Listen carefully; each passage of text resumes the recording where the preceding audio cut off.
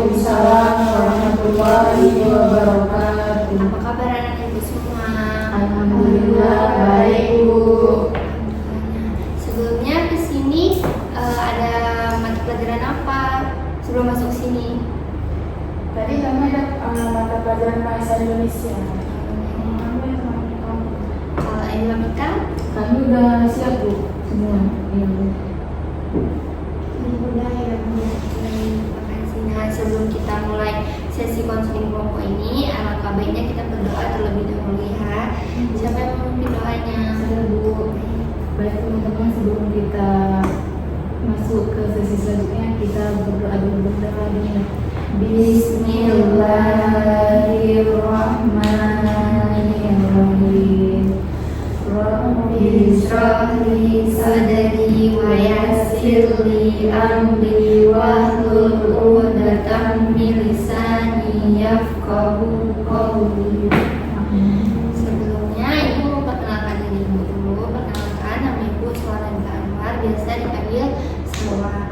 Nah, sebelumnya kalian udah pada kenal belum? Belum. Baik, ibu mau kalian kenalan dulu dari sebelah kanan ibu. Hai teman-teman, perkenalkan nama aku Rahma dari kelas masih IPS 2 ini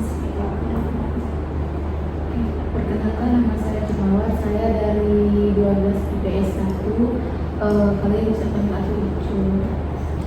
Kalau aku Ega, kalian panggil aku Ega. Aku dari kelas IPS 3. Halo, aku Risma, bisa panggil Risma. Aku dari kelas 11 IPS 2. Baik, di sini kan udah pada saling kenal.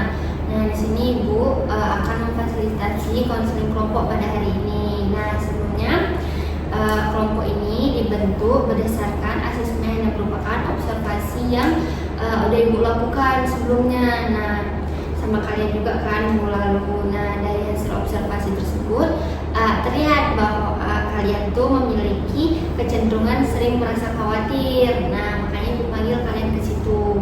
Nah, di pertemuan ini kita akan mengeksplorasi rasa khawatir tersebut agar dapat ditangani bersama melalui konseling kelompok. Nah, pada tahap observasi juga kita hanya bisa melihat gejalanya saja, belum tahu tuh apa penyebab kekhawatiran itu, belum tahu. Maka melalui sesi konseling ini kita akan menggali dan memahami bersama. Nah, sebelumnya tujuan konseling kelompok udah pada tahu belum? Belum. Kalian baru pertama kali ya mengikuti konseling kelompok. Iya. Nah, jadi tujuannya itu adalah tujuan kita juga konseling kelompok ini adalah untuk menggali rasa khawatir kita, memahami pola pikir yang memicu kekhawatiran, dan membantu kalian mengelola emosi secara lebih adaptif. Nah, di sini ada yang terpaksa nggak datang ke sini? Enggak, Bu. Berarti sukarela ya? Iya, Bu. Baik. Di sini nanti apapun permasalahan teman kalian yang dia cerita atau apa yang dia bilang, tolong anak-anak ibu dijaga, jangan disebar sama teman-teman yang lain ya. Baik. Nah, di sini saya harap ibu harap kalian aktif dan saling mendukung satu sama lain. Nah, baik, berdasarkan observasi kemarin, kalian terlihat sering khawatir. Nah, sekarang saya ingin mendengar satu persatu kalian khawatir karena apa. Nah, silahkan ceritakan secara singkat terlebih dahulu. Nah, jadi ibu mau mulai dari Rahmah dulu. Apa permasalahannya?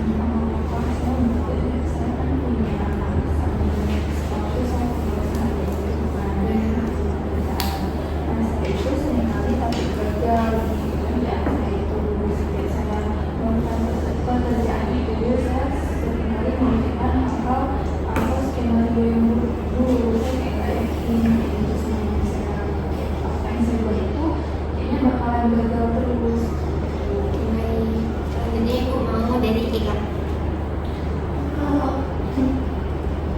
Kalau saya bukan, saya sering khawatir tentang kesehatan orang tua karena kan ayah pernah sakit keras, dan semenjak itu pikiran saya sering kemana-mana, kayak membayangkan situasi menjadi lebih buruk gitu ya. Kalau Risma? Kalau saya sendiri kan saya sering khawatir tentang bagaimana nanti orang lain menilai saya mau bicara gitu kan, atau mau presentasi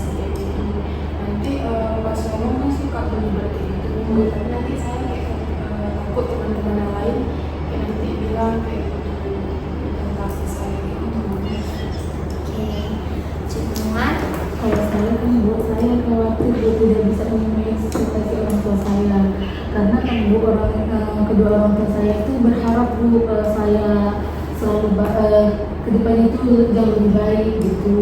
Jadi kan Bu, saya ingin membuat mereka bangga, tapi rasanya berat Bu, takut gagal gitu. Baik, anak-anak semua udah menceritakan permasalahan yang terjadi pada kalian. Nah, terima kasih. Jadi dari cerita kalian itu, saya lihat ada 4 jenis kekhawatiran ya. Yang pertama ada pekerjaan, kesehatan orang tua, terus persepsi sosial, sama ekspektasi orang tua. Betul, anak-anak ibu? Betul. Nah, dari 4 permasalahan tersebut, kira-kira kita bakal ngangkat permasalahan siapa nih yang lebih yang lebih sering kalian alamin gitu? Permasalahan siapa kira-kira?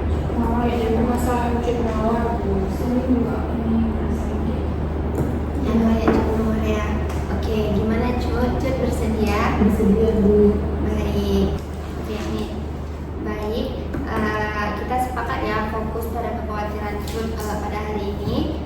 Jadi yang untuk teman-teman yang lain minggu depan kita bakalan ada yang sesi konseling lagi ya. Jadi kita sekarang fokusnya pada Cuk Mawar. Oke. Cuk Mawar, ceritakan lebih dalam apa yang membuat Cuk merasa khawatir.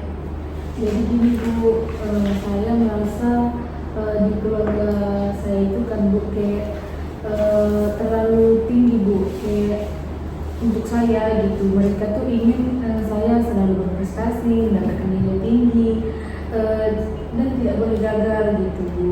Bahkan ketika saya mendapatkan nilai 90, mereka tetap bertanya mengapa nggak 95 gitu. Saya tahu Bu, mereka ingin yang terbaik buat saya, tapi saya merasa kayak karena udah begitu lalu saya itu merasa tidak cukup Bu gitu. Oke. Apa yang terjadi pada tubuh Cuk pas Cuk memikirkan itu? Dada saya kayak sesak gitu Bu, tangan saya dingin, saya seperti kayak tersedak gitu Bu karena ekspektasi mereka yang terlalu tinggi. Iya Bu. Apa pikiran Cuk yang sering muncul? Merasa tidak cukup aja Bu gitu. Oke, di sini kita akan menggunakan teknik kursi kosong ya teman-teman. Jadi nanti di situ juga kan kita pakai teknik kursi kosong. Nah di situ juga ada dialog nanti. Nanti Icut berperan sebagai orang tuanya dan berperan sebagai dirinya sendiri juga. Nah di sini Ibu memakai pendekatan gestalt ya teman-teman. Nah itulah itu tadi kursi kosong, itu yang membantu Icut untuk berdialog dengan perasaan yang terpendam dan atau figur yang penting untuk mempengaruhi diri Icut ya. Tujuan utamanya itu untuk menyadari apa yang belum sempat diungkapkan. Oke. Ibu akan menyiapkan kursi kosong. Nah, kursi pertama untuk diri Icut sendiri, kursi kedua untuk figur orang tua atau ya untuk figur orang tua nanti Icut juga yang memerankan. Oke, Icut. Baik Bu. Baik, anak-anak ibu semua, di sini sudah ada kedua kursi. Nah nanti Icut boleh sini Icut. Oh, baik Bu. Icut boleh duduk di sini. Nah di sini Icut jadi diri sendiri. Nah kalau di sini Icut bayangin ini orang tua Icut. Nanti Icut di sini juga jadi orang tua gitu ya. Oke. Oke Icut fokus ya. Ini bayangin ini orang tua Icut. Oke di sini Ibu mau bertanya kepada Icut nih. Setelah Icut duduk situ, apa yang Icut rasakan? Saya merasa gugup Bu, kayak di depan saya memang ada kedua orang tua saya Bu. Oke, berarti itu udah masuk pembayaran Icut ya di situ ada orang tua Iya, Bu. Icut. Oke, selanjutnya Icut. Nih, apakah Icut merasa tenang duduk di situ? Iya Bu. Oke. Icut tenang saja. Kita berada di ruang yang aman. Oke. Sekarang lihat kursi di depan Icut. Bayangkan di sana duduk dua bawah orang tua Icut. Nah, atau bagian diri yang memberi ekspektasi tinggi. Katakan apapun yang ingin Icut sampaikan. Bayangin ya Icut, ini orang tua Icut atau ekspektasi yang tinggi. Bayangin Icut. Ya Bu, ayah, ibu, kenapa kalian selalu berharap aku sempurna? Aku sudah berusaha keras gitu, tapi setiap kali aku sudah mencapainya, tapi kayak sesuatu yang sudah ku capai kurang sempurna gitu. Rasanya kalian ingin aku lebih baik atau lebih tinggi gitu. Aku nggak bisa, aku capek. Ada lagi Icut yang ingin Icut ungkapkan? Itu aja Bu. Oke, sekarang Icut pindah ke kursi sebelah sini. Nah, di kursi kedua ini Icut jadi figur orang tua atau bagian diri Icut yang menuntut ya Icut ya. Iya Bu. Oke, di sini Bu bakalan coba Icut nanya ke kursi yang kosong, yang diri sendiri. Icut ungkapin apa yang Icut rasain. Baik Bu. Kami ingin kamu sukses karena kami sayang sama kamu. Dunia itu sangat sulit nak, sangat keras. Kami tidak ingin kamu terluka seperti kami dulu. Karena kami dulu merasakan hal yang tidak enak di masa lalu, kayak ingin sekolah tapi nggak bisa, terhalang ekonomi, terhalang itu, terhalang ini. Makanya kami itu ingin kamu menjadi lebih baik daripada kami, karena kami nggak mau gitu kamu merasakan hal yang sama seperti yang kami rasakan gitu. Oke. Di situ Icut berperan sebagai orang tua ya Icut. Iya Bu. Oke. Balik ke kursi pertama Icut. Baik Bu. Nah, di kursi pertama apa yang ingin Icut tanggapi? Yang kan Icut tadi dah sebagai orang tua kan. Ya, sekarang Icut menanggapi apa yang ingin Icut tanggapi. Aku tahu kalian sayang, tapi bukan begini caranya ayah, ibu. Tekanan itu membuat aku takut gagal. Aku ingin sukses, tapi aku juga ingin merasa cukup meskipun tidak sempurna. Karena setiap aku mendengar kata-kata dari ayah, ibu, aku tuh merasa kayak gagal, nggak cukup gitu.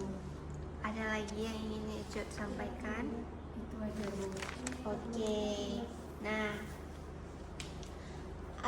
Icut, apa yang muncul di tubuh Icut setelah Icut melakukan dialog tadi? Rasanya kan Bu, beban itu kayak turun, agak sedikit ada rasa lega juga, meskipun kan Bu masih ada campur aduk gitu sih Bu, karena deg-degan juga gitu. Nggak pernah Bu nyampein apa keluh kesah Icut selama tuntutan dari orang tua Icut. Berarti selama ini Icut mendam semuanya ya? Iya Bu. Oke. Nah, apa yang Icut sadari setelah Icut melakukan dialog tadi? Saya sadar Bu, selama ini saya tidak pernah benar-benar membayangkan sisi lain dari orang tua gitu Bu. Saya hanya merasa ditekan gitu. Tapi ternyata ketakutan mereka juga ada Bu, karena dulunya kan seperti yang sudah disampaikan orang tua saya kan Bu, pas di rumah mereka tuh ingin kayak sekolah gitu bukan, ingin melanjutkan ke jenjang kuliah gitu, tapi karena terhalang ekonomi jadi nggak sampai kuliah gitu Bu. Makanya orang tuh kayak menyuruh itu lebih sempurna gitu Bu daripada mereka. Oke. Berarti Icut sekarang udah punya jawaban kan Cut? Iya Bu, sudah Bu. Gimana perasaan Icut? Saya kayak merasa tenang dan kedepannya kan Bu, saya ingin belajar lebih giat lagi Bu, biar bisa apa yang diinginkan orang tua saya tercapai gitu. Oke, baik. Terima kasih Icut. Icut udah bisa balik ke tempat yang dia sama teman-teman kamu. Terima kasih Icut. Baik Ibu, sama-sama. Terima kasih Bu. ucapkan terima kasih sama Icut karena Icut udah mau bersedia duduk di kursi kosong tadi dan mengungkapkan perasaannya. Nah, kan tadi teman-teman udah pada lihat tuh si Icut duduk di kursi kosong. Nah, gimana tanggapan teman-teman? Ibu mau tanggapannya mulai dari Rahma dulu. Kalau menurut saya Bu Icut sudah sangat hebat ya Bu, karena dia bisa mengungkapkan apa masalah dia, terus juga itu kan merupakan tekanan yang sangat membuat dia itu tertekan sekali ya. Dia juga udah berdialog sama dirinya sendiri. Itu menurut saya udah sesuatu yang sangat hebat gitu, dia bisa survive dulu. Oke, baik. Kalau dari Ega? Kamu tidak sendirian Cut, karena kita harus mengajarkan orang tua cara untuk mendukung kita. Oke, kalau dari Risma? Kalau dari saya tadi saya lihat Icut kuat kok, bahkan dari suara Icut pas berdialog tadi Icut tuh nampak kuat, tapi cuman Icut pengen dimengerti aja. Oke, gimana tanggapan Icut dari teman-teman?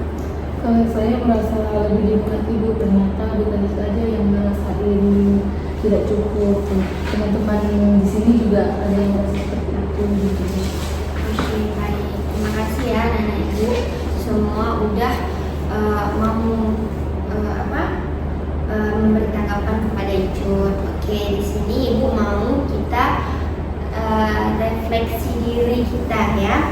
Oke, di sini tadi anak-anak kita merefleksikan sejenak tubuh kita dengan menyilangkan tangan kita ke dada seperti ini, lalu tutup mata,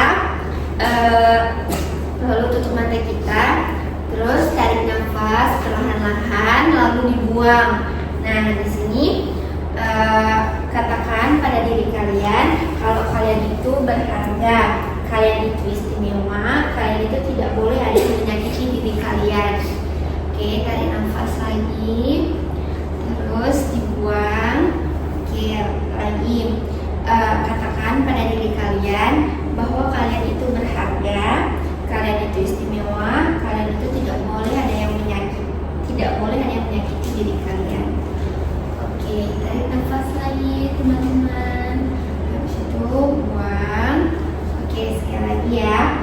Katakan pada diri kalian kalau kalian itu berharga, kalian itu istimewa, kalian itu tidak ada yang boleh menyakiti diri kalian. Oke, sudah siap. Gimana perasaan kalian setelah kita melakukan refleksi tadi? Kalau saya lebih agak bisa menyadari ternyata kita cuma sebagai yang melakukan. Oke, kalau dari Icut? Kalau saya itu tidak ada dari yang mana doang, sudah lebih lega gitu. Dan kedepannya kayak kalau kita belum bisa memenuhi ekspektasi orang tua kita bisa katakan Bu, gitu. Ya kita memang mau memenuhi ekspektasinya, tapi kan proses orang itu berbeda-beda kan Bu, gitu.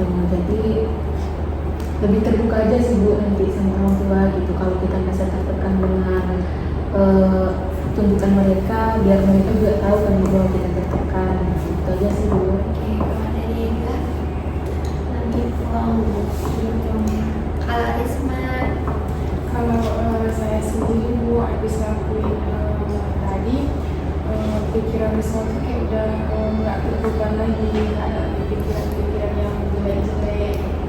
Jadi rasanya udah lega, udah lepas semua. Oke, baik. Bagus ya anak-anak ibu semua udah ada kemajuan dari yang tadi deg-degan, sekarang udah lumayan lega ya teman-teman.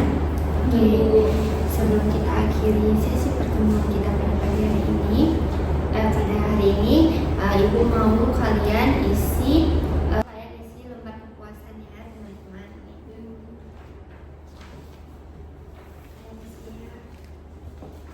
Aku kasih waktunya 5 menit ya teman-teman.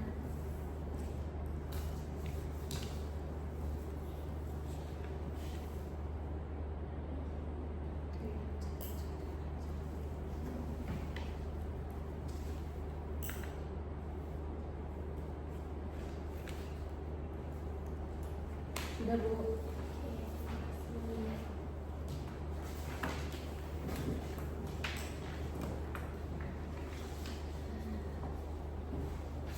Nah, Ibu mau dari kalian siapa yang menyimpulkan sesi konseling kita pada pagi hari ini? Konseling kelompok. Kira-kira siapa yang bisa?